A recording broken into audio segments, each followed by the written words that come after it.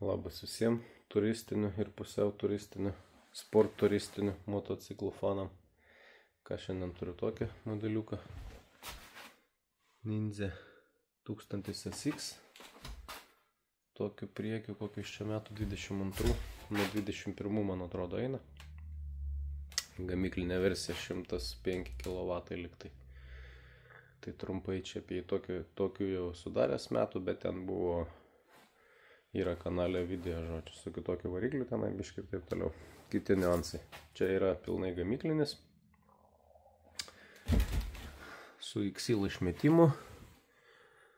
Su DB killeriu, kuris čia lengvai neišsiema. Turi nuiminėti visą išmetimą tenai, ištraukinėti iš vidaus, žodžiu. Tai aš manau, žmogus būtų norėjęs, būtų išsiėmęs. Tai su tokiu pačiu identišku išmetimu aš esu daręs kitą motociklą. Tai yra ZH2 Kawasaki. 1:1 išmetimas. DB killeris iš anos pusės, prisimenu, nuiminėjau. Buvo hemorojus. Tokios stiprios tos spiroklės buvo, kad ten, žodžiu, prasivariau pirštą ten su bulgarkė ir po to negalėjau važiuoti mėnesį daugiau laiko. Tai, žodžiu, paliekam. Tiesa. Jisai su katalizatorium. Ten dar tokia puslė irgi yra. Žodžiu, viskas gamykliškai apart šito reikalo. Tai 3 vietose jisai, kaip čia pasakyti, priglušintas. Tai koks yra su jo niuansas, aišku, sureguliuoti ten kūro sistemą ir visus kitus dalykus. Jisai yra 8,5 kW šitą versiją.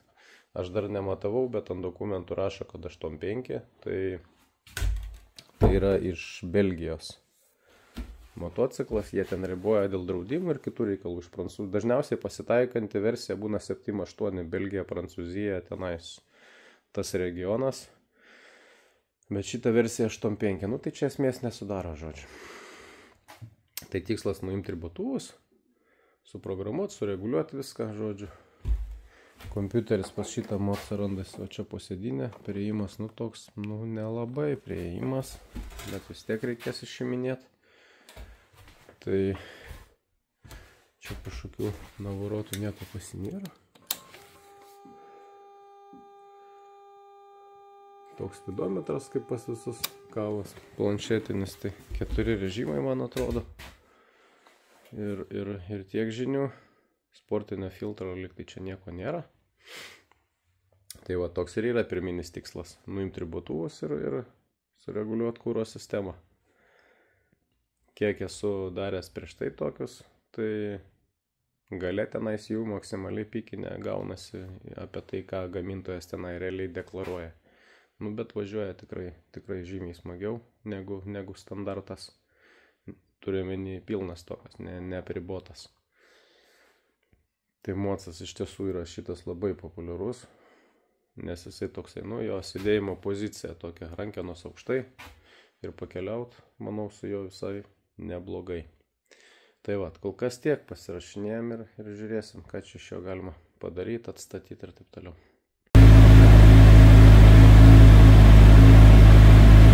Visgi pasitarėm, nusprendėm išimti šitą reikalą, dėl to, kad akivaizdžiai matau, kad glušinas skaičius.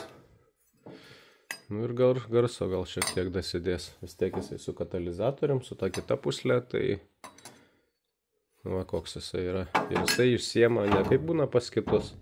Čia tarkim varžtelis kažkur nebūtų skylė kiaurai, zagluškė tokia kaip pas Akrapovičių būna. Atsukai, buvom ištraukiai, čia reikia nuimti visą bakelį ir jisai va taip iš galo įsikiša. Bet kiek žiūrėjau video, tai būna 2.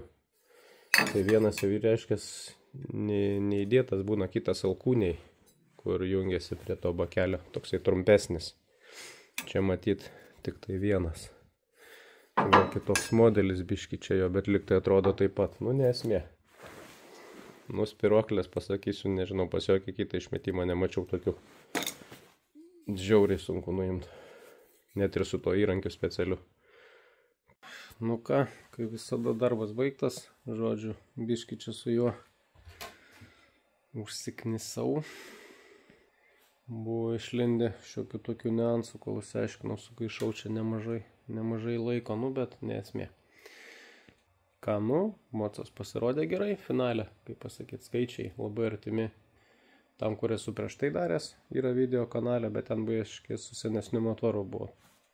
Tokiu metu su tuo naujesniu šito motoru nesu liktai ant stendo daręs, bijau pameluot. Tai kaip ir sakiau, o gal ir nesakiau, dabar jau neprisimenu.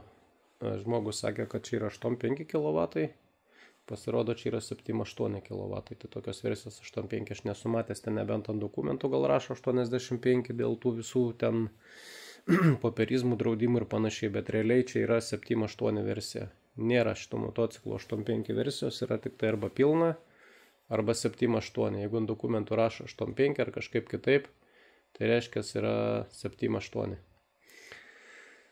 Tai vat, ką ten visų gazo padėčių, kaip ir čia prasmės testuoti rodyti, kaip ir nėra ką, dėl to, kad apribotas mocas, tai ten neobjektyvus būtų tie priegai. Galbūt gausiu tokį modelį, kuris bus pilnas standartas, su pilnais kilovatais gamikliniais turiuomenį, va tada galima bus objektyviai palyginti. Dabar nėra prasmės.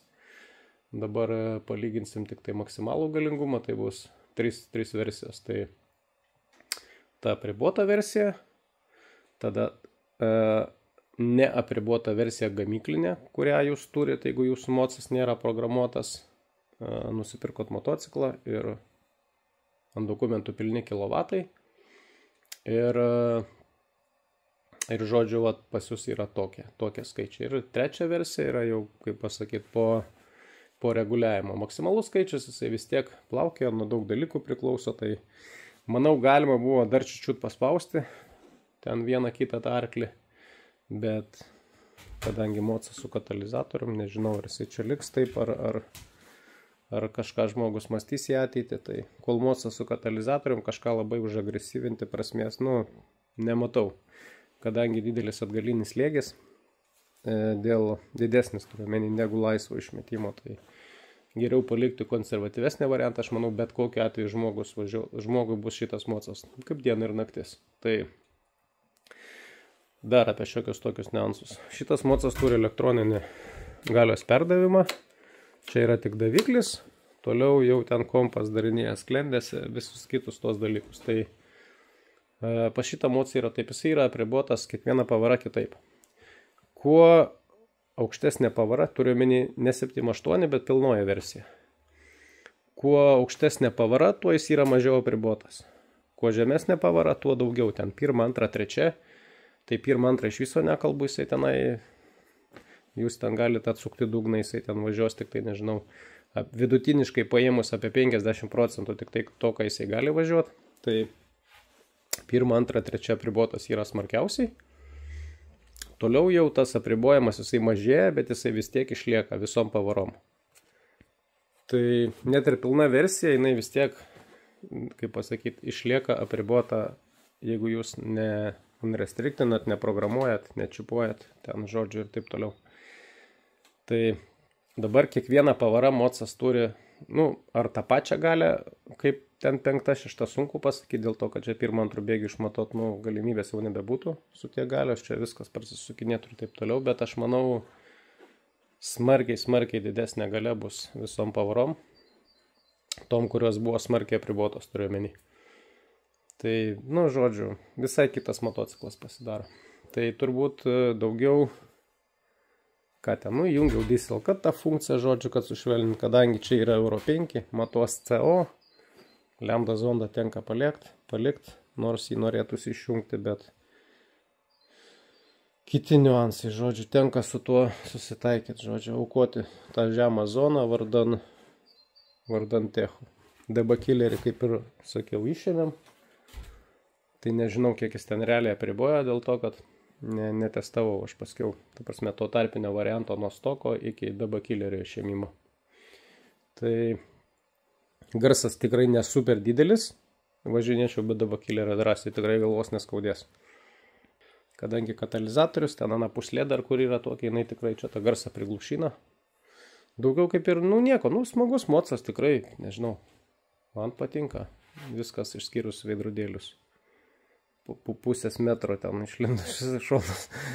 Daugiau kaip ir viskas gerai. Tiesa, tie režimai, kur yra, Tai viskas programuojasi ant full power, ten yra full power, medium būna ir low power. Tai full power ten yra sportas ir rider režimas. Visi kiti režimai ten reinas ir dar ten kažkoks neatsimenu. Reinas, street gal yra. Nu, žodžiu, nesvarbu. Anuos paliekam taip kaip yra, jeigu ten, kur reikės netikėtom sąlygom pavažiuoti, kur norėsis tą galę, kad būtų mažesnė, kaip pasakyti.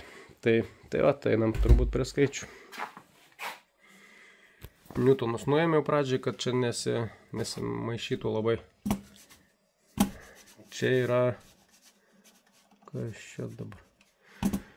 Čia yra taip, kaip jis atvažiavo. Išmatavus lygiai 105 arklio galios. Tai galit pasiversti su kalkuliatorium online. Tai yra lygiai 7-8 kW ten per kablelį kažkiek. Tai dar kartą įsitikinau, kad stendas matuoja, super tiksliai. Toliau antroji versija. Tai pažymėm gal čia. Taip, kuri čia jinai. Taip. Šita versija yra jūsų gamyklinė versija. Ta, kur yra pilnų kilovatų. Nors ant dokumentų rašo, ne ant dokumentų, ta prasme, ar ant dokumentų, ar kažkur internete rašo ten 105 kW, man atrodo, dar kažkas, tai ten arkliais įvairiai rašo, nuo 100 tram 8 iki 142, ten HP, PS, ten biškai variacija yra, bet vienas puslapis vienaip rašo, kitas kitaip, ten nesureikšinom tų poros arklių, tarkim, piko. Pas jūs pilnoji versija gamyklinė, būtent tokia yra. 125 arkliai. O po reguliavimo jūs turit tokią versiją. Bent jau šiuo atveju. Tai kitas mocas, kitų išmetimų, kitoms sąlygomis, aš net nebijoju, jisai parodytų kitokius skaičius. Bet matosi akivaizdus galios kritimas. Nuo 9 štukų jau eina į apačią. Po reguliavimui, kaip kompresorius galima sakyti, ne? Labai gera kreivė, kylant į viršų. Tai galima būtų dar ten tos ribotuvus biškį numesti toliau, bet aš ne, kaip pasakyti. Kol kas ne, galbūt žmogus įsidės tiesų išmetimą ir norės kažką pasikoreguoti, tai tada galima bus pabandyti. Dabar prasmės nematau, manau to galios diapazono iki 11 štukelių jam tikrai užteks. Tai tokie rezultatai.